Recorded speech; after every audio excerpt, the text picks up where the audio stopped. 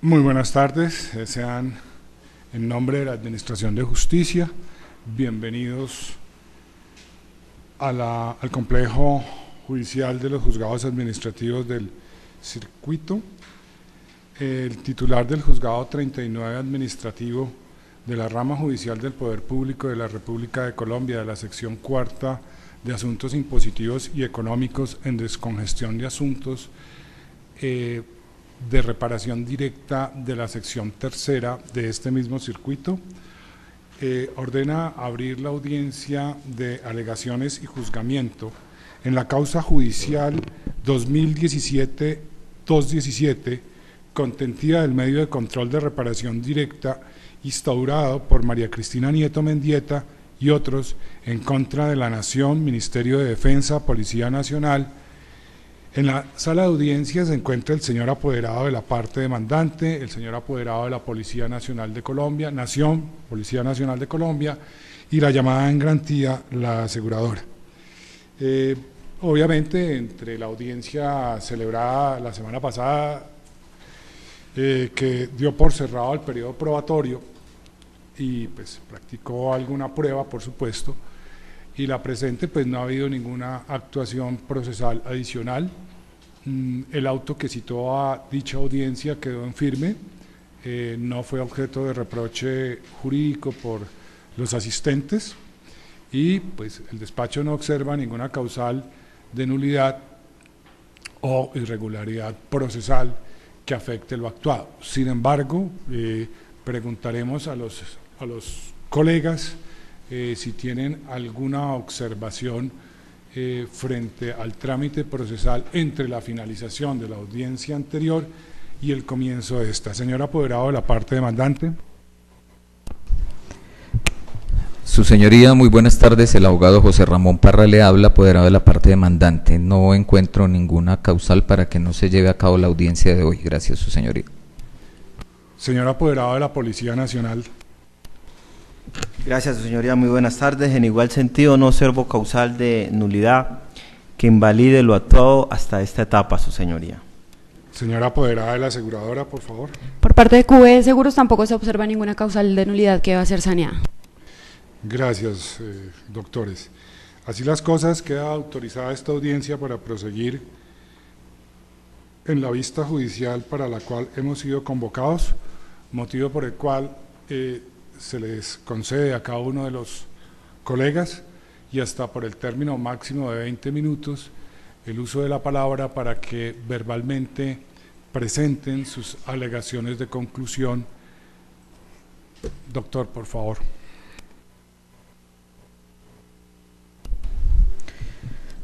Su señoría, le solicito respetuosamente condenar a la Policía Nacional y a QE Seguros de acuerdo con las pretensiones de la demanda. El informe de la necropsia respecto del cadáver de Michael Machi, que reposa en los folios 104 a 108 del cuaderno de la demanda, expresa que el cadáver presenta laceraciones de pericardio, laceraciones de corazón, estallido hepático, estallido esplénico, más de 20 fracturas, daño axonal difuso, traumatismo cráneoencefálico, lesiones traumáticas en miembros superiores, miembros inferiores, cabeza, tórax y extremidades. No hubo una sola parte del cuerpo de Michael Machi que no sufriera serias lesiones en el nefasto atropellamiento sufrido el 25 de noviembre de 2015, cuando lo atropelló el vehículo de placas GSK 971. Ahora bien, el informe de accidente elaborado por CESBI, allegado como prueba de este proceso, determinó, abro comillas, debido al impacto el peatón es proyectado como mínimo a una distancia de 12 metros. Y agrega el citado informe más adelante, abro comillas, después del impacto el vehículo campero recorre una distancia de 12 metros sin reporte de huella. Posterior imprime una huella de frenado de 5.2 metros y continúa desaceleración, cierro comillas. La pregunta surge indefectible, señor juez. ¿A qué velocidad transitaba realmente este automotor policial para producir tan inenarrable número de lesiones a un ser humano y terminar arrojándolo producto del impacto a más de 12 metros? Más de 12 metros. ¿En serio pretendía el funcionario de la policía que alguien le creyera que transitaba 30 kilómetros por hora y que tan solo 50 metros atrás había ingresado a la calzada exclusiva del Transmilenio? Espera que creamos que yendo el coronel tarde a una cita y se pasó ilícitamente a la calzada exclusiva tan solo para avanzar a 30 kilómetros por hora. Claro que falsear la verdadera velocidad reduciéndola a 30 kilómetros no es casual. Ello se debe a que, como también está probado en el proceso, la velocidad de circulación en zona escolar tiene un límite, que no es otro que no circular a más de 30 kilómetros por hora. Así que no es casual el falseo de la verdad con un claro propósito, aparentar de legalidad algo que de ninguna manera lo tiene. Una vez demandada, la Policía Nacional contestó y su primer argumento defensivo fue la culpa exclusiva de la víctima. Enfatizo en la connotación de la palabra exclusivo. Según la Real Academia de la Lengua, exclusivo es único prescindiendo de cualquier otro. Ha señalado pacíficamente la jurisprudencia que para que se configure esta causal de exclusión, el comportamiento del funcionario estatal debió haber sido en todo ajustado a derecho y por tanto es la conducta de la víctima la que desencadenaría el resultado adverso. En virtud de la responsabilidad exclusiva, la víctima debería soportar solo las consecuencias, excluyendo de la obligación al Estado.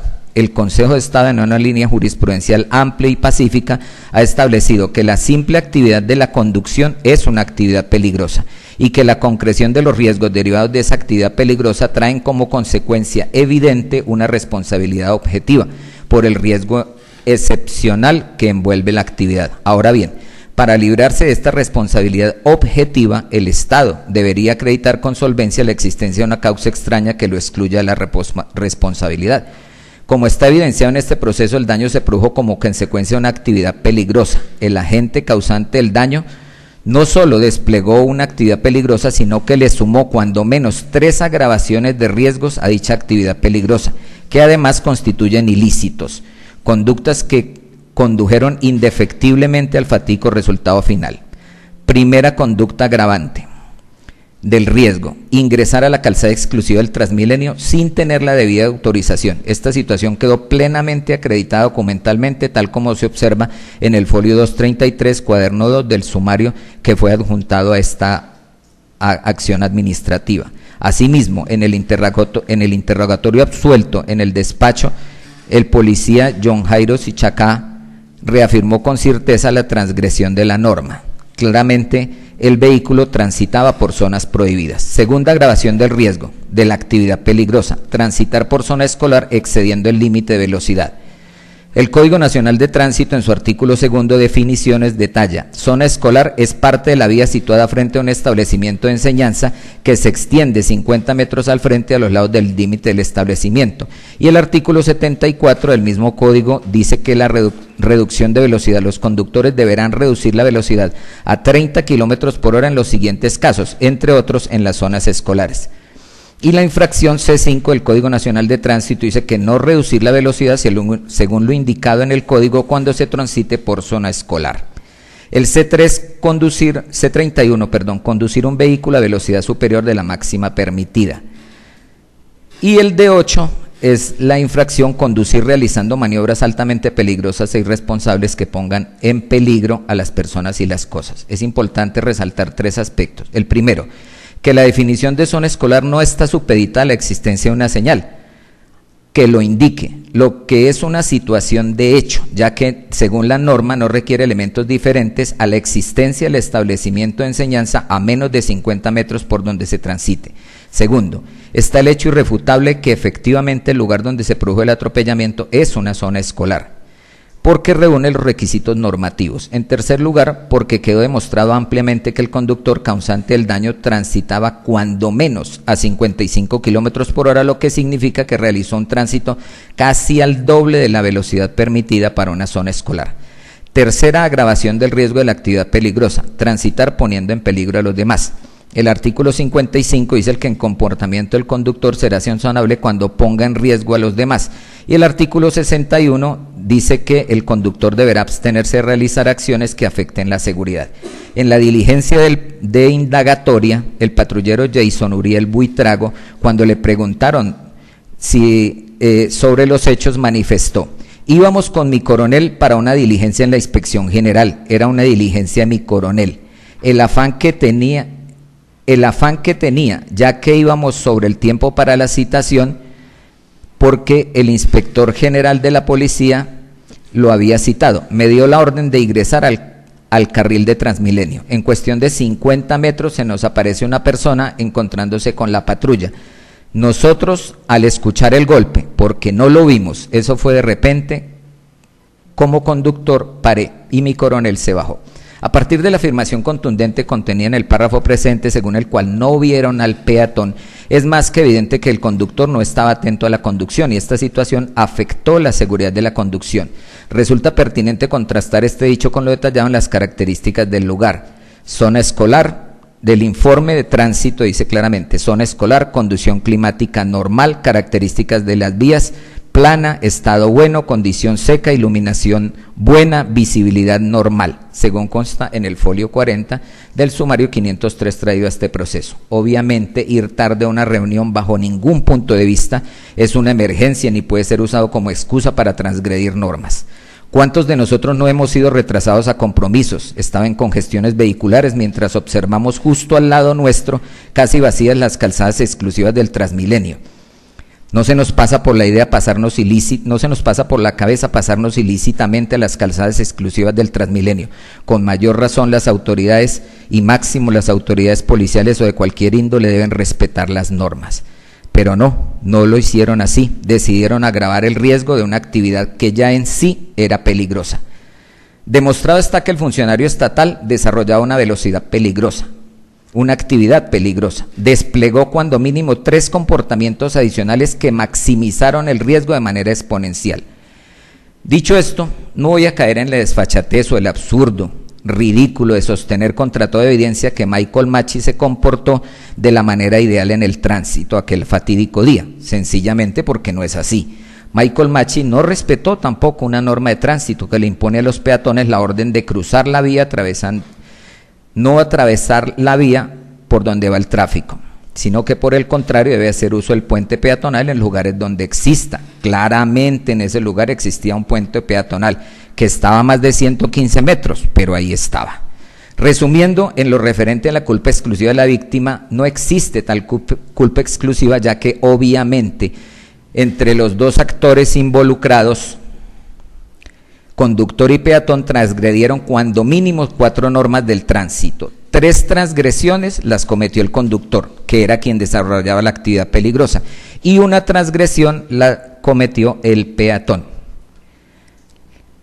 El conductor transitaba a exceso de velocidad en una zona escolar, conducía un vehículo poniendo en riesgo a los demás por su falta de atención en la vía, y el peatón transgredió la norma que le imponía transitar o hacer el cruce por un puente peatonal.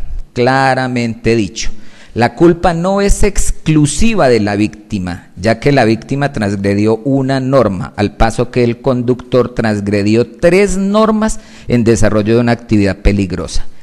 Se hace indispensable entonces cuál fue la causa adecuada en la producción del daño final. Bajo la teoría de la causalidad adecuada, tal como lo ha sostenido el Consejo de Estado, abro comillas, el problema radicaría en establecer inicialmente si existía la posibilidad para la entidad demandada de evitar el daño, interrumpiendo el proceso causal, y el análisis de imputación que será posterior se refiere a la existencia del deber de interponerse actuando en la situación que surgiría del incumplimiento como el comportamiento ilícito, cierra comillas. La respuesta al interrogante formulado por el Consejo de Estado, señor juez, es obviamente sí. La entidad evidentemente pudo evitar el daño de distintas maneras. Primero, transitando por el carril que le correspondía sin ingresar en forma ilícita a la calzada.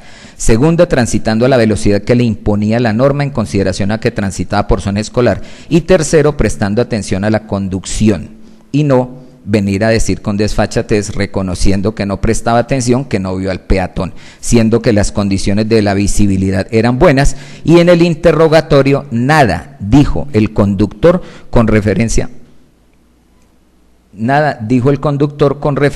al hecho de que hubiese tenido algún obstáculo de visibilidad. Nada dijo al respecto.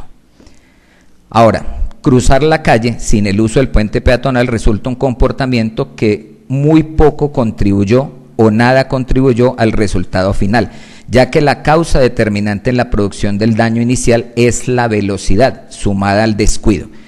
Si suponemos hipotéticamente la misma situación del peatón atravesándose en la vía y el vehículo circulando como debería ir a 30 kilómetros por hora, sencillamente habría producido unas lesiones leves al peatón y no la muerte con más de 20 fracturas y todas las lesiones de las que se habló, arrojándolo a más de 12 metros. 12 metros. Esa es la más clara muestra de un exceso de velocidad. Las sanciones para el infractor son amonestaciones y multas. Claramente, inobservar una norma por parte del peatón no puede constituirse ni podrá en ningún momento en una sentencia de muerte o en una suerte de patente de corso por parte de los conductores para atropellar a cualquier peatón que cruce la vía de manera descuidada o sin hacer el uso de los puentes peatonales.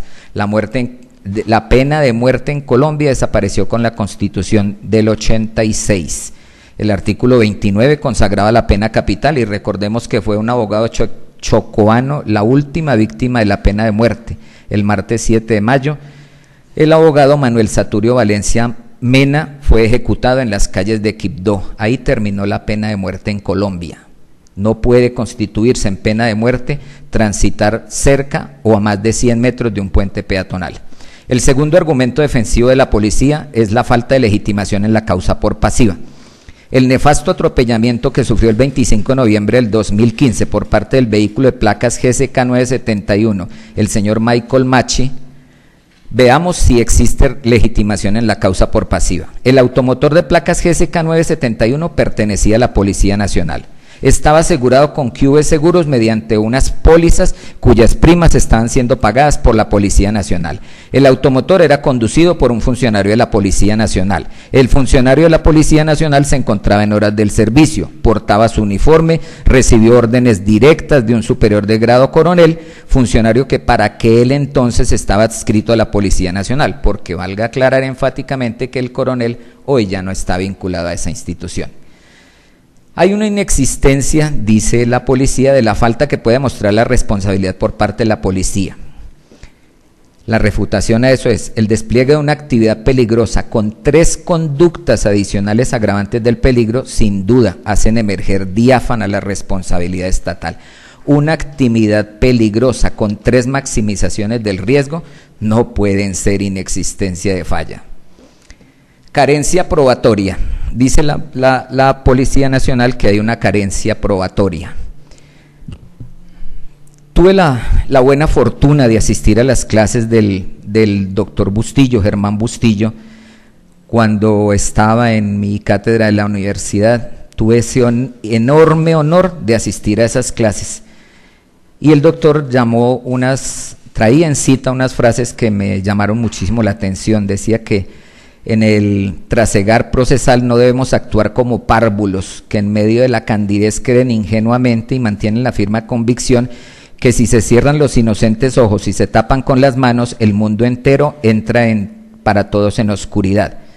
Es decir, no porque nosotros creamos algo, esa creencia se irradia a los demás. Desconocer o pretender subvalorar las pruebas aportadas amplias y suficientes no borran la existencia de tales pruebas en el proceso ni desaparecen un acervo como medio de convicción. Las pruebas fueron contrastadas y traen una verdad que es tosuda y porfiada. Está ahí, la verdad está ahí. Así alguien quiera cerrar los ojos y desconocer que existe.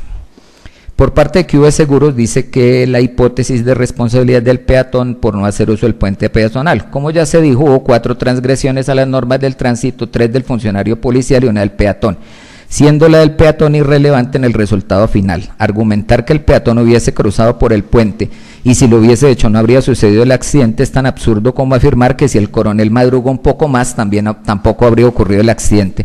No son tan planas las afirmaciones en estos temas y los análisis obviamente deben ser de más calado y de más profundidad. En la hoja 12 de la contestación de la demanda, afirmé a la aseguradora que Jason Oriel dijo que se dirigía a una velocidad de 30 kilómetros y había ingresado 50 metros atrás. Todo eso quedó desvirtuado en el proceso. Sobre los perjuicios y la tasación de la indemnización. Para los niveles, según la amplia y pacífica jurisprudencia del Consejo de Estado, para los niveles 1 y 2 no se requiere diferente prueba que el estado civil o de la convivencia de los compañeros cuando de parejas se trata. En los niveles 3 y 4 sí se requieren pruebas adicionales para demostrar la relación afectiva, pero en el caso que nos ocupa, ninguna persona ocupa los niveles 3 y 4, por tanto, De acuerdo con la amplia jurisprudencia, para los niveles 1 y 2 se da por sentada la existencia de la relación y en consecuencia los daños inmateriales. Las relaciones afectivas de padres e hijos quedaron claramente acreditadas en el escrito de demanda. Se torna vano todo intento de desestructurar vínculos afectivos que surgen y se mantienen en el tiempo. Cada familia tiene diferentes costumbres y evidentemente el hecho de que unas familias sean más distantes que otras o se frecuenten menos no indica que desaparezca el dolor profundo cuando se pierde un hermano, cuando se pierde un hijo, cuando se pierde un padre. La póliza no cubre lucro cesante, dijo la representante de la aseguradora. En la hoja 33 del escrito de contestación de la demanda, que es el folio 31 del cuaderno, se leen las pruebas adjuntas a la contestación de la demanda, señaló 3: el poder, certificado de existencia y representación y copia de las condiciones de la póliza. Claramente la aseguradora no probó ningún pago eventual que le hubiesen hecho por SOAT a ninguno de los aquí reclamantes, ni de quiénes ni en qué porcentaje recibieron y si es cierto que lo recibieron o no. Tuvo una segunda oportunidad procesal en el interrogatorio de parte al solicitarle a la madre del fallecido que dijese algo frente a si había recibido pagos del SOAT, pero eso tampoco se presentó. Ninguna pregunta versó sobre eventuales indemnizaciones, por ello, es decir, por la carencia clara y evidente de prueba en este sentido, el juzgador está impedido para descontar suma alguna por concepto que le llegue a corresponder a la aseguradora. Su señoría es claro, la responsabilidad emerge, no hay una causal suficiente que enerve las pretensiones de las demandadas. Una madre, un padre y unos hermanos reclaman de su señoría justicia. Justicia, su señoría. No puede considerarse que una persona, por el hecho de no usar un puente peatonal, pueda ser atropellada impunemente cuando de la otra parte se han cometido 3 infracciones adicionales que maximizan una actividad que ya de suyo es peligrosa. Ruego a su señoría conceder las pretensiones de la parte demandada y condenar, de la parte demandante y condenar a las demandadas y la llamada en garantía de acuerdo con las condiciones de la póliza, exceptuando el descuento que se puede hacer toda vez que no quedó acreditada pago alguno por parte de ninguna aseguradora. En estos términos dejo a su señoría consideración la solicitud de esta parte para que indemnicen a los familiares mis representados. Gracias, su señoría. Gracias, doctor. Señor apoderado de la Policía Nacional, por favor. Gracias, su señoría. En primer lugar, quiero manifestar que me ratifico en cada uno de los argumentos planteados en el escrito en contestación de demanda, su señoría. De igual forma, solicito desde ya absolver a la Policía Nacional del objeto que hoy nos ocupa. En primer lugar, teniendo en cuenta, su señoría, que obra dentro del plenario el sumario número 503J185, que cursa en el juzgado 185 de Instrucción Penal Militar de la Policía Metropolitana de Bucaramanga. En él encontramos, su señoría, el informe de la novedad ocurrida el 25 de noviembre del 2015, documento público firmado por el señor coronel John Alejandro Murillo Pérez, que me permito leer así, su señoría. Hechos: 1. Siendo aproximadamente las 9:25 horas del día 25 de noviembre del 2015, me dirigía para la Inspección General con el fin de atender diligencia disciplinaria en la Inspección General de la Policía Nacional, la cual me fue comunicada vía correo electrónico por la intendente Alessandra Lucero Betancur, funcionaria del Grupo de Procesos Disciplinarios de Primera Instancia, INGET. 2. Dirigiéndome a la precitada diligencia al notar el flujo vehicular, poniendo en consideración que la orden provenía del señor Inspector General de la Policía, Mayor General Carlos Ramiro Mena Bravo, le ordené a mi conductor Jason Uriel Buitrago González ingresar y utilizar el carril de Transmilenio con miras a llegar a tiempo a la diligencia disciplinaria. 3. A la altura de la calle 26 con carrera 69D, aproximadamente frente a la estación del Transmilenio, de repente un sujeto de sexo masculino, aproximadamente de 30 años de edad, se lanzó sobre la vía del Transmilenio, impactando con su humanidad el vehículo en que me movilizaba, con el fatal desenlace de la pérdida humana de este sujeto, de aspecto de habitante de calle, quien no portaba documento para su plena identificación. Cuarto, el occiso colisionó con el lado derecho, derecho delantero de la camioneta y sobre el panorámico, saliendo expedido a unos pocos metros. De manera inmediata se procedió a prestarle los primeros auxilios con el fin de salvarle la vida, sin embargo no fue posible. Quinto, quiero destacar que de manera oportuna hicieron presencia las autoridades competentes, a quienes se les prestó todo el apoyo, se les entregó la debida documentación SOA, revisión técnico-mecánica, licencia de conducción con plena vigencia, quienes fijaron el lugar de los hechos e hicieron la inspección a cadáver de dichas diligencias en su oportunidad. 6. Finalmente quiero poner en consideración de mi general que por las circunstancias de tiempo, modo y lugar en que se presentaron los hechos narrados, la intención del sujeto al lanzarse de manera súbita a la vía del Transmilenio pudo tener una de estas dos posibles causas. 1, su deseo de terminar con su vida, y 2, un actuar imprudente con la intención de ingresar sin pagar el valor del pasaje para el derecho al uso del Transmilenio. Lo firma el señor coronel Alejandro Murillo Pérez, apoyado por el señor coronel Germán Alberto Bulla Quintana y el visto bueno del señor coronel Hernando Eberto Botía Gómez. De igual forma, su señoría, también encontramos el informe policial de accidentes de tránsito, documento público y auténtico, toda vez que fue expedido por funcionarios de la Policía Nacional. En él se establece, su señoría, como causa o hipótesis del accidente, dice aquí, 411, no hacer uso del paso peatonal, su señoría. No hacer uso del paso peatonal. En ese orden y conforme a los medios obrantes del plenario, se trata de una vía completamente asfaltada, de 2 carriles en buenas o excelentes condiciones de transibilidad, su señoría, una topografía plana con buena visibilidad en ambos sentidos, con puente peatonal donde ocurrió el accidente, existen señales de tránsito para los usuarios.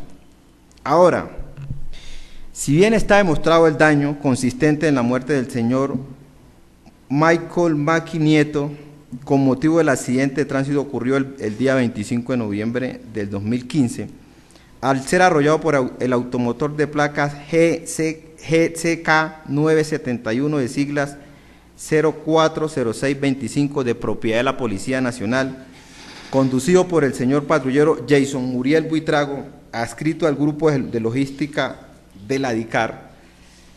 Lo cierto es que está demostrado dentro del plenario la excepción y culpa exclusiva de la víctima, su señoría, toda vez que según las pruebas, en especial el informe de tránsito al cual acabo de hacer referencia, documento que se presume auténtico en relación a la persona que lo elaboró y su fecha, documento que fue expedido por un funcionario público formalmente. Lo cierto es que la persona que lo elaboró, manuscrito y firmado, dicho documento no fue tachado de falso igualmente aquí por la parte contraria, hace fe, da fe de su otorgamiento. Y en este sentido, en el caso que nos ocupa, su señoría, se logra establecer claramente la culpa exclusiva de la víctima. Bajo esta óptica y la sana crítica y sin lugar a equívoco, se tiene que el actuar exclusivo y determinante de la víctima al lanzarse sobre la vía del Transmilenio, impactando su humanidad con el vehículo oficial, fue lo que provocó el accidente de tránsito y no la falta de cuidado y pericia del señor patrullero Jason Buitrago González. Su señoría, preciso nuevamente que no sabemos si la víctima lo que intentó fue quitarse la vida o usar el Transmilenio sin pagar el pasaje.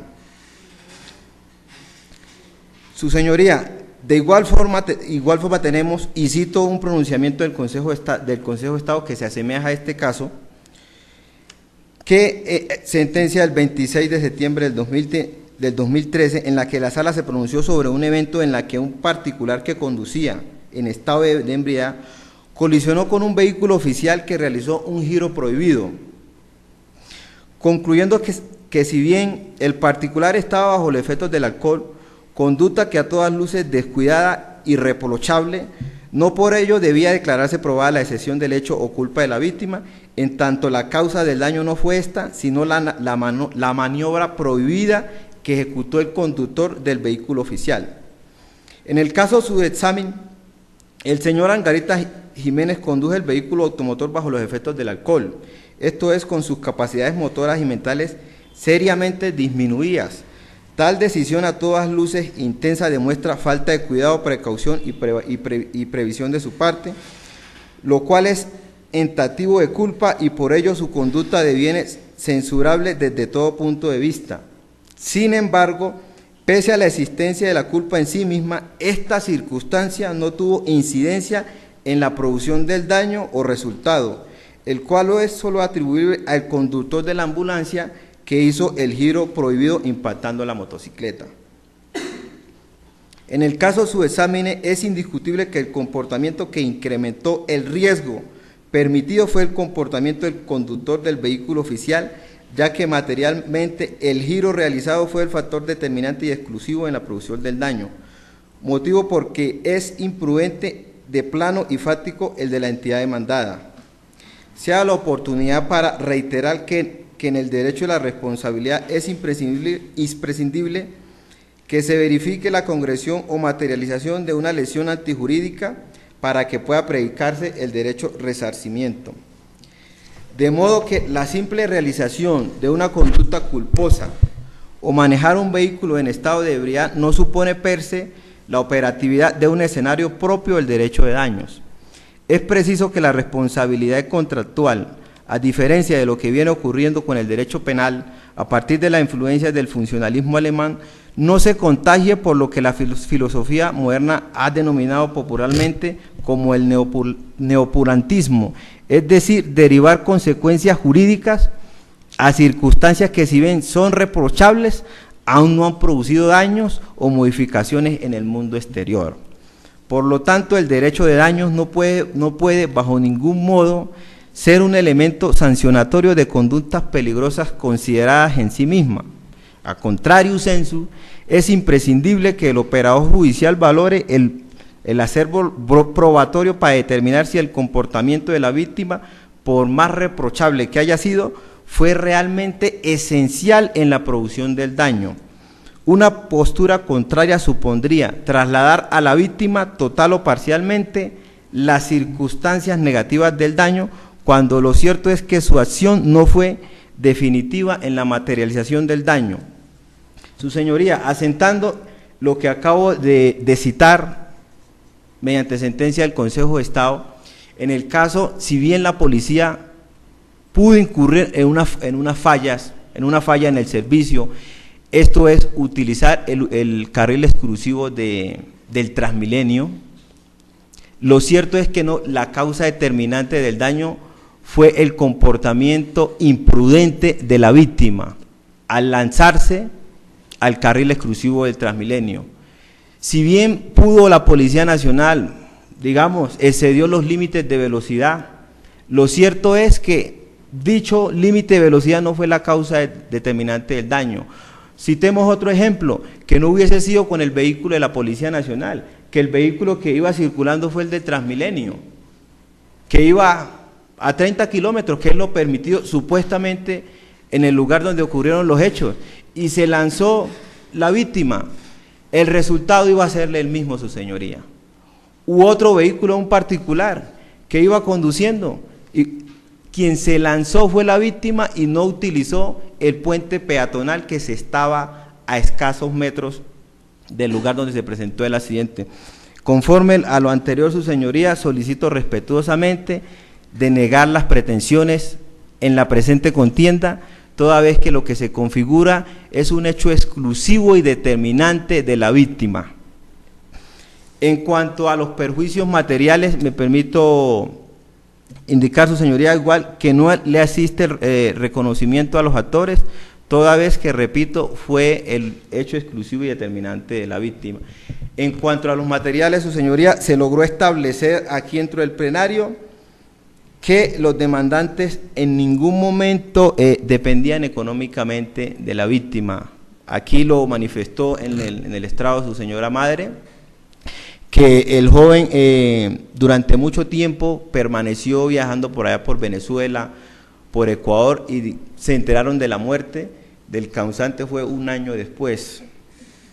En este sentido, su señoría, dejo plasmados mis alegatos y solicito nuevamente denegar las pretensiones de la demanda. Gracias, doctor. Señora apoderada de QV Seguros, por favor. Muchas gracias, señor juez. Obrando en mi condición de apoderada judicial de QV Seguros en el proceso de la referencia, procedo a alegar de conclusión con base en los siguientes términos.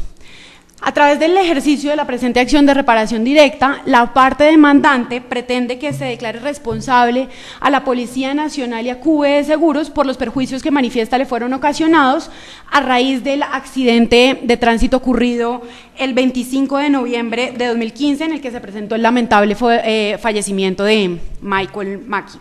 Pues bien, esta parte procesal, una vez culminada la etapa probatoria, considera que han quedado acreditados suficientemente por lo menos los siguientes 5 hechos. Uno, que en efecto el día 25 de noviembre del 2015 Michael Mackey perdió la vida, derivado esto de un accidente de tránsito en la avenida Calle 26 con carrera 69 de bis de la ciudad de Bogotá, en el que también se vio involucrado un vehículo de la Policía Nacional. Segundo, está suficientemente acreditado en el proceso que en el lugar donde ocurrieron los hechos no se encontraba señalizado ni vertical ni horizontalmente como zona escolar en los términos legalmente establecidos, ni contaba con señales de tránsito verticales que indicaran un límite máximo de velocidad. Adicionalmente, está probado que el accidente se produjo en la calzada occidental oriental de la calle 26, donde existe un límite máximo de 60 kilómetros por hora, y también está acreditado que la velocidad en la que se desplazaba el vehículo de la Policía Nacional era aproximadamente entre 50 y 60 kilómetros por hora. No obstante, señor juez, yo le quiero poner de presente como para que pudiese declararse la responsabilidad de la Policía Nacional y de QV Seguros, es necesario que estén acreditados la falla del servicio, el daño antijurídico y el nexo causal. Respecto de la falla del servicio, la demanda reprocha básicamente 2 circunstancias a la Policía Nacional. Uno, que estuviera transitando por la calzada exclusiva de Transmilenio sin la debida autorización, y 2, que estuviera en exceso de velocidad. Respecto del primer reproche, tengo que poner de presente que si bien esta apoderada judicial no considera que eso haya quedado ni suficientemente acreditado ni suficientemente desvirtuado, en todo caso, como lo voy a exponer después cuando les voy a hablar del nexo causal, esa no es la circunstancia ni la causa que da origen al accidente. Pero especial atención sí merece el segundo reproche que se le hace a la Policía Nacional, y es conducir en exceso de velocidad. La parte demandante llega a la conclusión de que la Policía Nacional iba en exceso de velocidad partiendo de 2 premisas, y llega a una conclusión. La primera premisa es que el vehículo iba a 55 kilómetros por hora. La segunda premisa era que era una zona escolar y que en ese sentido la velocidad máxima era de 30 kilómetros por hora. Y con base en eso concluye que iban en exceso de velocidad. Pues bien, respecto de esas 2 premisas y esa conclusión, tengo que manifestar que discrepo de la segunda premisa y de la conclusión. ¿Por qué? Porque no me encuentro de acuerdo con la calificación que se ha hecho respecto de que la zona donde ocurrió el accidente sea una zona escolar. Le voy a decir por qué. La parte manifiesta que se entiende como una zona escolar porque así lo dice el informe de accidente de tránsito. Casualmente, esto sí no lo controvierte respecto del informe policial, pero el resto de cosas sí los controvertimos. Y de hecho, el informe de CESBI, que además tengo que decir de una vez no puede ser tenido como un dictamen pericial, sino como una prueba documental, señor juez, dice que es una zona escolar única y exclusivamente porque el informe policial de tránsito lo dice. Dice, el informe policial de accidente de tránsito se indica que el lugar de los hechos corresponde a una zona escolar. Pero entonces yo le quiero dejar esta inquietud al señor juez.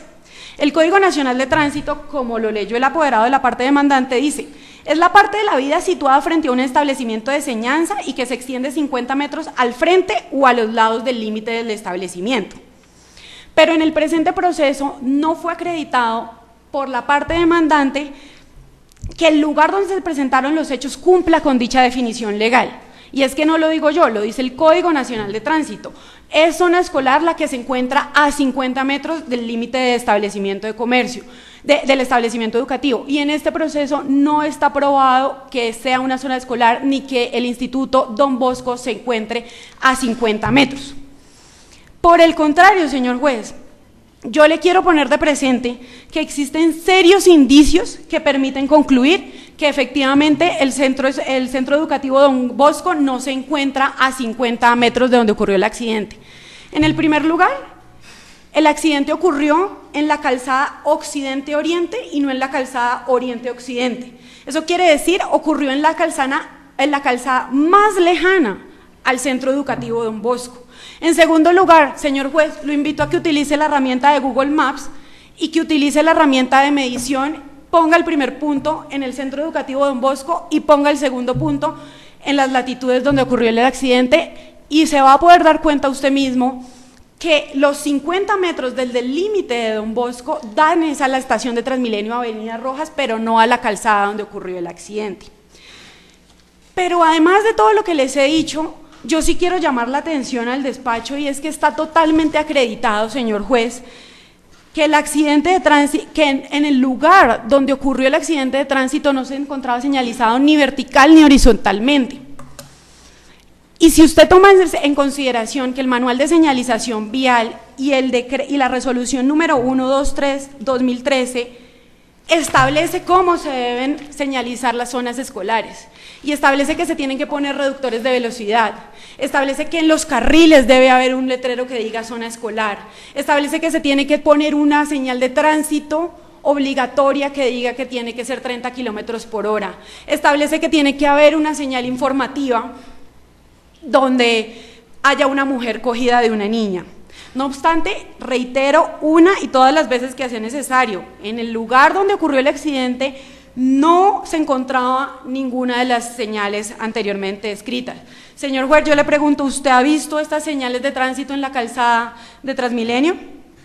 He pasado por ahí personalmente y no hay ninguna de esas señales de tránsito. Ahora bien, respecto a esa inexistencia de señales de tránsito, quiero poner de presente una cosa. El Código Nacional de Tránsito señala que la señal de tránsito es un dispositivo físico o marca especial, preventiva, reglamentaria e informativa, que indica la forma correcta como deben transitar los usuarios en las vías. Y el artículo 105 dice que se tienen que cumplir. Pero entonces yo le pregunto al señor juez, ¿usted está seguro que en el lugar de los hechos era una zona escolar? ¿Le podemos exigir a un conductor que reduzca la velocidad a 30 kilómetros por hora en una vía en la que no tengo ninguna señal que me indique que la tengo que reducir, en una vía donde no me dice que es una zona escolar? ¿O es que tenemos que nosotros suponer que el conductor del vehículo tenía la obligación de tener conocimiento de que el Instituto Don Bosco estaba ubicado en la vía y teníamos que suponer que tenía que reducir la velocidad? A mi juicio, señor juez, todas las respuestas a estas preguntas son un rotundo no. No podemos suponer que era una zona escolar, y como no podemos suponer que era una zona escolar, no podemos decir que el límite de velocidad era 30, sino 60. En ese sentido, como quiera que el vehículo iba a 50 kilómetros por hora, 55, tenemos que concluir que no hubo un exceso de velocidad. Por último, respecto de este exceso de velocidad, yo sí quisiera poner de presente que sorprende mucho esta apoderada judicial como en el informe de CESBI Colombia que se trajo a este despacho, siendo una empresa tan seria, se limite a decir que la zona escolar es esa porque lo establece el código, el informe policial de accidente de tránsito, y teniendo las herramientas técnicas para medirlo, no lo mida. En efecto, en el informe pericial en el informe de CESBI Colombia no se midieron los 50 metros, no se cuestionó que el accidente ocurrió en la calzada diferente a la que está ubicado el Instituto Don Bosco, y además pasó por alto que la entrada al Instituto Don Bosco no está por la calle 26, sino que está por la diagonal, lugar por donde se ha dicho de paso, sí hay señalización de zona escolar, sí hay reductores de velocidad y sí hay señal donde dice que tiene que estar a 30 kilómetros por hora. Eso respecto de la falla del servicio. Respecto del nexo causal, en primer lugar hay que tener en consideración que, si bien yo considero no ha quedado suficientemente acreditado si la causa del accidente o no fue ir utilizando el carril exclusivo de Transmilenio, sí tengo que decir que en todo caso, así hubiera quedado probado que se invadió el carril exclusivo de Transmilenio, esa circunstancia de ninguna manera es la causa del accidente. ¿Por qué? Porque el hecho de que uno transite por una vía o no transite por una vía con autorización o sin autorización no determina la ocurrencia del accidente. Y le quiero poner de presente una sentencia de un proceso casi igualito al que estamos, del Consejo de Estado del 14 de febrero del 2018, en el que se dice, abro comillas, está demostrado que el vehículo causante del accidente en que perdió la vida el joven Milton Pastor no tenía autorización para transitar por la calzada de uso exclusivo del sistema de Transmilenio. No obstante, esta falla en el servicio resulta irrelevante en juicio de responsabilidad, pues la conducta del patrullero Sarmiento Pedraza no fue la causa adecuada o determinante del daño padecido por los demandantes, debido a que, como bien lo anotó el agente del Ministerio Público, el accidente bien pudo haberse producido incluso si un vehículo distinto al oficial hubiera transitado por el lugar. Señor juez, este precedente judicial de además no más de un año es claro en que el transitar por la vía exclusiva de Transmilenio sin autorización no puede ser entendido como causa de la producción de la muerte de un peatón. Por el contrario, esta apoderada judicial considera que la producción del lamentable accidente como causa, es la causa única y exclusiva, la intervención causal del señor Michael Mackey, quien incumplió las disposiciones del Código Nacional de Tránsito al cruzar imprudentemente la calle 26, que es una de las arterias vehiculares con mayor flujo vehicular de la ciudad de Bogotá. Es que no estamos hablando de que se atravesó una calle cualquiera, se atravesó la avenida calle 26, que en eso sí yo discrepo totalmente de las apreciaciones del apoderado demandante, quien dice que esa conducta en nada contribuyó a la generación del accidente. Es que por algo el Código Nacional de Tránsito dice que el tránsito de peatones por las vías públicas se hará por fuera de las zonas destinadas al tránsito de vehículos. Y en el artículo 58 establece expresamente como prohibiciones a los peatones invadir la zona destinada al tránsito de vehículos, cruzar la vía atravesando el tráfico en lugares donde existen pasos peatonales. En el presente proceso está plenamente acreditada la existencia de un puente peatonal y que el señor Michael Mackey no cruzó por el puente peatonal. Así lo determinó el informe policial de accidente de tránsito. Pero además hay que tener en cuenta, señor juez, que digo que es la causa única y exclusiva, porque claramente, si el señor se hubiera cruzado por el puente peatonal, nada de esto hubiera pasado. Y de hecho así lo reconoce CESBI Colombia, señor juez, quien establece: se obtiene que en caso de que el peatón hubiera utilizado el paso peatonal elevado, no habría tenido lugar el impacto con el campero. No lo digo yo, no estoy yendo a una causalidad infinita, estoy diciendo que la causa única y exclusiva del daño es la conducta de Michael Mackey. Respecto de la inexistencia o sobreestimación de los perjuicios, en relación con el daño moral, quiero poner de presente cómo la misma parte demandante confesó que desde un año atrás de la ocurrencia del accidente no tenían relación con el difunto por una pelea familiar que había ocurrido el día de su cumpleaños. Respecto del daño a la salud, manifiesto, señor juez, que este reconocimiento es totalmente improcedente, en tanto esta tipología de perjuicios se reconoce únicamente a la víctima directa del hecho dañoso. Así lo ha reconocido el Consejo de Estado, no lo digo yo. En sentencia del 28 de agosto del 2004, del 2014, el Consejo de Estado dice: la indemnización está sujeta a lo probado en el proceso y única y exclusivamente para la víctima directa. Aquí la víctima directa lamentablemente falleció. Respecto del lucro cesante, baste poner de presente al señor juez que su reconocimiento es improcedente, como quiera que la parte reclamante confesó que ninguno de los reclamantes dependía para el momento en que ocurrieron los hechos económicamente del señor Maki. Manifestó aquí la señora María Cristina que el señor Michael Maki no proveía dinero al hogar. En el remoto caso en el que considerara probadas las anteriores excepciones, resulta relevante poner de presente al despacho que es improcedente declarar solidariamente responsable a la compañía de seguros frente al pago de perjuicios. En primer lugar, porque la compañía de seguros no tiene incidencia causal en la producción del accidente y por tanto su responsabilidad se limita a los términos establecidos en el contrato de seguros. En segundo, que no hay cobertura por daños extrapatrimoniales, como quiera que las normas de las pólizas de responsabilidad civil extracontractual por ley están orientadas a cubrir solo los perjuicios patrimoniales que cause el asegurado a su víctima, quedando por fuera la cobertura de perjuicios extrapatrimoniales, salvo que se pacte en contrario. Así lo dispone el Código de Comercio en su artículo 1127. En consecuencia, cualquier daño extrapatrimonial, como los daños morales o la salud, no son cubiertos por el contrato de seguro. Adicionalmente, la póliza no otorgó cobertura frente al lucro cesante y eso se deriva de una cláusula que dice, salvo acuerdo expreso, que no hay en este caso, no están asegurados bajo ningún amparo del presente seguro la culpa grave y el lucro cesante. Adicionalmente, en el evento improbable en que el despacho rechace todas las anteriores pretensiones, deberá tenerse en cuenta que en todo caso el contrato de seguros tiene una suma asegurada y en ningún caso se puede irrespetar esa suma asegurada. En los anteriores términos, solicito respetuosamente al señor juez se sirva a rechazar la totalidad de las pretensiones de la demanda y en ese sentido exonere de todo tipo de responsabilidad tanto a la Policía Nacional como a QBE Seguros.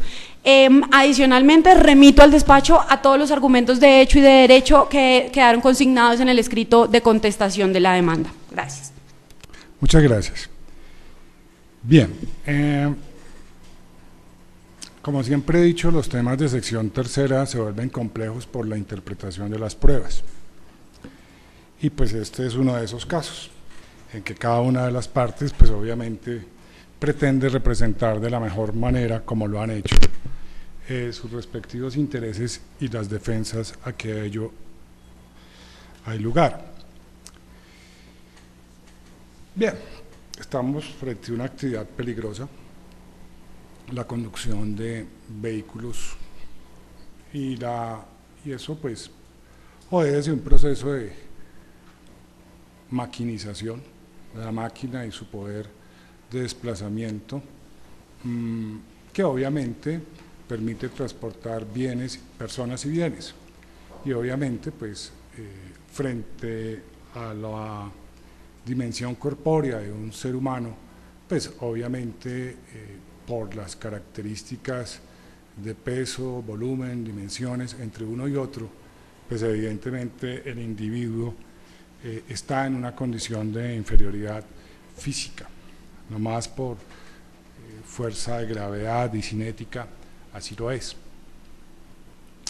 Y por eso, digamos, quien conduce un vehículo desarrolla una actividad peligrosa, crea un riesgo por sí mismo y evidentemente, así como le trae un beneficio poder manejar válida y lícitamente un automotor propulsado obviamente por gasolina o diésel o gas, salud. Evidentemente pues esas ventajas de la civilitud o de la era industrial también le llevan unas consecuencias que le son propias en el cuidado y en las consecuencias o bien de la omisión de cuidado o bien de conductas que lo puedan involucrar que puedan llegar a ser concurrentes. Obviamente estaba aprobado el fallecimiento del señor Maki, lo cual es un daño antijurídico y pues evidentemente queda determinar si hay una culpa exclusiva de la víctima o no. Dentro del discurso de alegatos de la señora apoderada de la aseguradora, de manera destacada nos ha venido diciendo que no hay la prueba de la medición de áreas para establecer los 50 metros de distancia. Y pues esto lo ha venido a poner en duda, y pues bien útil hubiera sido la prueba pericial. Obviamente hay una prueba documental trasladada del proceso penal, y esa prueba, pues digámoslo, no deja duda de que estábamos evidentemente ligados a una zona escolar. Ahora,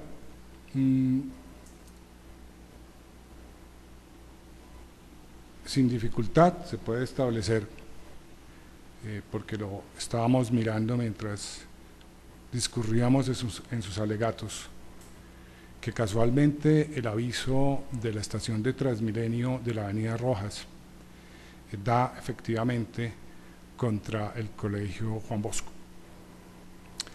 Puede que no sea la entrada, estamos de acuerdo, pero evidentemente es una zona de tránsito de escolares. Inclusive hay un puente peatonal, como se puede ver, y lo colocaremos en el contenido del fallo. Uno se pregunta si evidentemente, y con base en lo que no está expresamente en el principio que tan socorrido por parte de los abogados es que lo que no está expresamente prohibido está permitido, pues entonces uno diría que, como se ha sugerido acá, que si no está la señal, entonces está permitido. Entonces uno se pregunta, y es que todo ciudadano de la República lleva un código debajo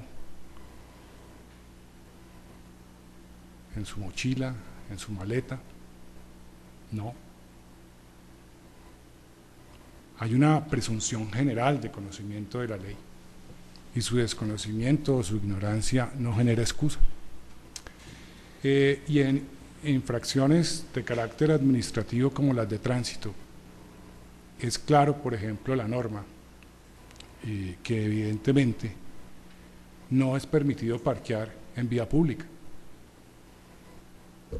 independientemente que haya señal o no, porque la provisión no le establece la señal, sino que la establece el Código de Tránsito, o el Código Nacional Terrestre, como. Excúsenme que no sea tan preciso porque pues no conozco 100% al detalle todas las cosas en la vida. Entonces yo no necesito de una señal de tránsito de prohibido parquear, ni una señal de tránsito de señalización necesariamente de zona escolar, cuando es una situación conocida, evidentemente, de que en esa zona hay una institución educativa, y esa institución educativa pues colinda con una estación de Transmilenio.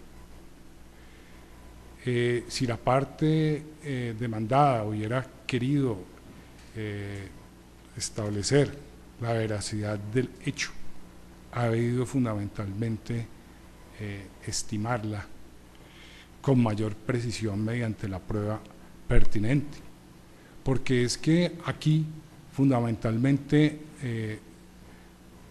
la prueba documental y la prueba trasladada es la que me dan el conocimiento efectivamente de que estamos en una zona escolar. Y vuelvo y les insisto, si a mí me multa un agente de tránsito en un sitio por aparcar que no esté señalizado, es válida la sanción. Lo mismo será cuando yo, aún sin provisión de paso del particular, del peatón, por debajo del puente peatonal, cruzo. Eso es una conducta, una infracción de tránsito. Y no necesito de ninguna señal, porque lo que establece la sanción no es la señal, sino la norma. y como no, la ignorancia de la ley no sirve de excusa, por lo tanto, evidentemente, basta la expedición del respectivo código del ramo para esos efectos. O si no, pues sencillamente en Bogotá terminaríamos con un inventario ilimitado de señales, lo cual pues riñe con el sentido común. Visto lo anterior, evidentemente lo que uno se pregunta es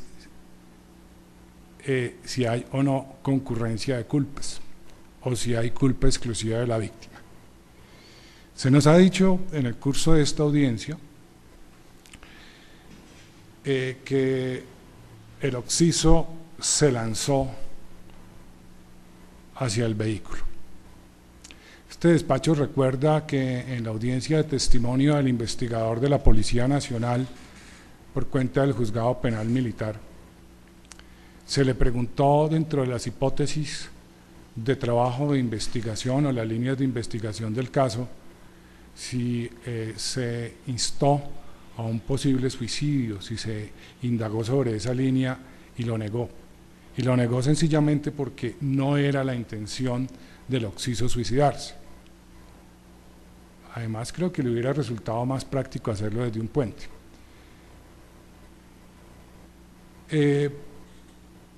Tampoco se llegaron estudios o historias clínicas del señor Maki que dieran cuenta de fenómenos de esquizofrenia, depresivos o de una enfermedad mental. Tampoco se encontró que el día del fallecimiento o el día de los sucesos estuviera bajo el efecto de sustancias psicoactivas, cocaína, morfina, marihuana, no sé, yo eso no utilizo, o de alcohol.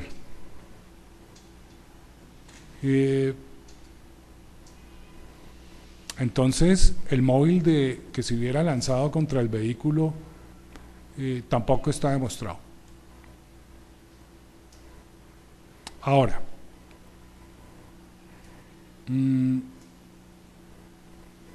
hay una suma de coincidencias fatales. Claro, el tránsito por un lugar no autorizado, que es una contravención al código del ramo por parte de la víctima. Eso de por sí da lugar, evidentemente, a mirar la posibilidad de que haya una culpa de la víctima. Ahora, ¿será exclusiva o no? Ese es uno de los temas bien complejos, porque uno podría llegar a decir, no, pues si no estaba ahí no pasa nada. Pero también la pregunta es, habiendo salvado las 2/3 partes de la vida y faltándole menos de 1/3 parte, o prácticamente las 2/4 partes, las 2/3, sí, faltándole 1/4 de vía,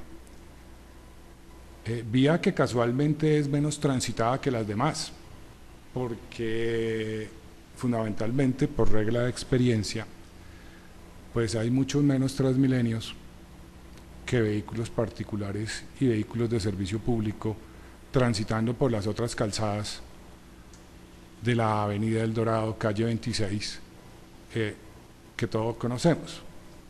Y aún ahora, las 9:25, donde he sabido que el tráfico es significativamente complejo. Sí, claro, asumió su riesgo, por supuesto que sí. Y era sabedor también, evidentemente, de que pudiera ser afectado, como efectivamente lo fue. Ya le faltaba fundamentalmente librar la parte esencialmente de Transmilenio, y el incidente ocurrió fundamentalmente en la acera o calzada o vía de uso exclusivo de Transmilenio, situación que tampoco se pone en tela de juicio. Cuando encuentra un vehículo automotor ocupando la mitad de ambos carriles del Transmilenio.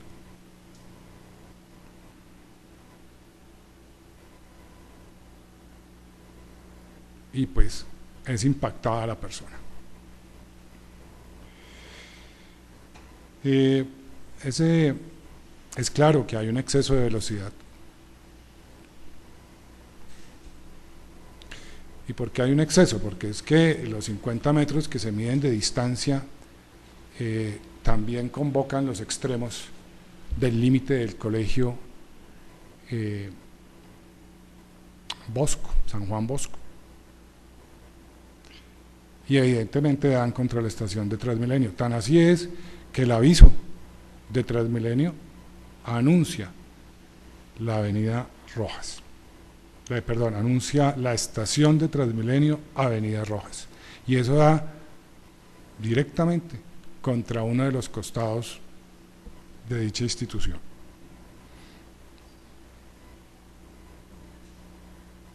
Y tiene que ocupar toda la perpendicular, fundamentalmente, porque es una medida protectiva. Porque si bien, aún aceptando la tesis de que los escolares tengan una puerta de acceso, nada impide que, por el derecho de la libertad de locomoción y libre desarrollo de la personalidad, que puedan ir a tomar el transporte en la Avenida El Dorado.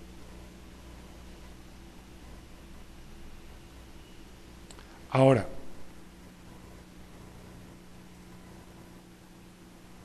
exceso de velocidad, transitar por un carril que no debería transitar, también es otra de las fallas cumulativas por parte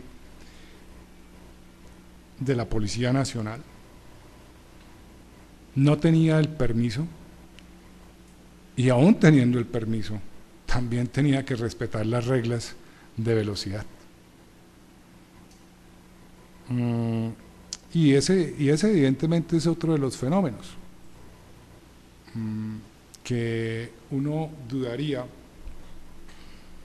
que evidentemente una emergencia que no es para seguridad y orden público, sino un acto de necesidad personal de un encartado disciplinariamente, pueda estar por dentro de los límites del servicio público de la Policía Nacional. Es un interés muy respetable, por supuesto, y muy legítimo de poderse defender en un proceso disciplinario. ¿Él era coronel en qué área? O, perdón, doctor.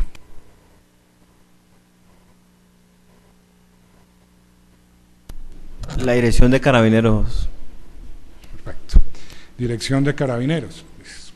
No, nada con Transmilenio, nada con orden de tránsito, nada con una emergencia propia del servicio, porque de pronto, si el aviso hubiera sido de un asalto, hubiera sido de alguna turbación del orden público, donde evidentemente se hubiera exigido de la Policía Nacional y de su servidor el exceder los límites de velocidad por un estado de necesidad, por supuesto, y en legítima defensa de otros derechos de otros conciudadanos, pues evidentemente podríamos pensar en una exoneración de la responsabilidad de la Policía Nacional de Colombia.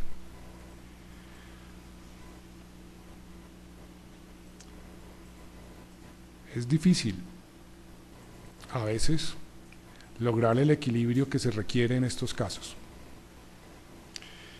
Y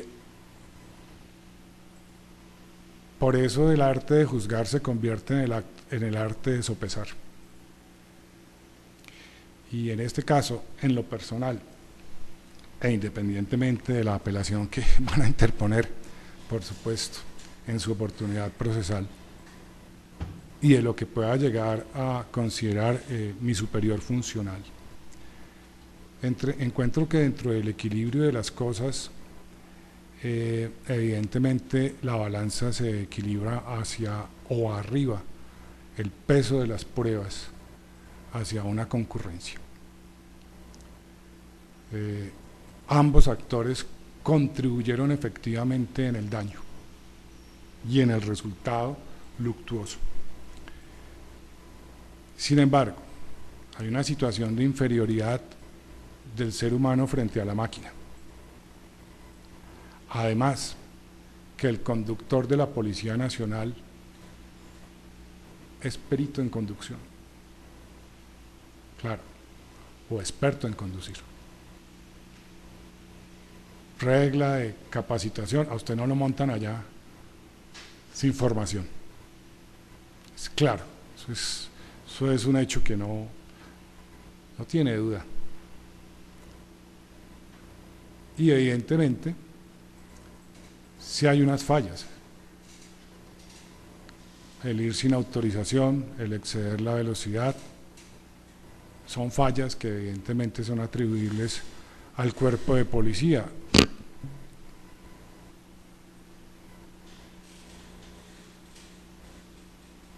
Entonces, bajo esas condiciones, como hay una concurrencia de culpas, sí procede la declaratoria de responsabilidad de la administración con una reducción del 50% del daño.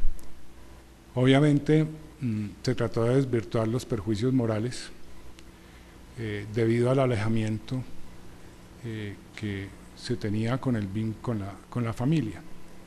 Pero evidentemente, y el hecho de que se hubieran advertido de la muerte del señor Maki mucho tiempo después, casi un año, pues no impide de una u otra manera dejar de tener la condición de hijo o madre o hermano.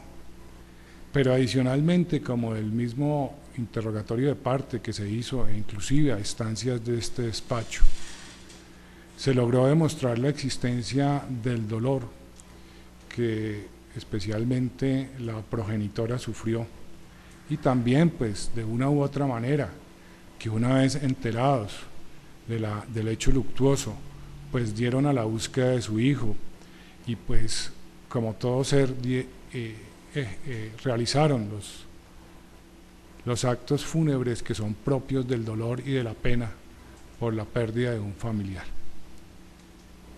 No detecta el despacho una situación de odio, aunque sí de distanciamiento, pero eso no es óbice para privar del sentimiento de la pena y del dolor por la pérdida del familiar. Debo revisar con un poco más de filigrana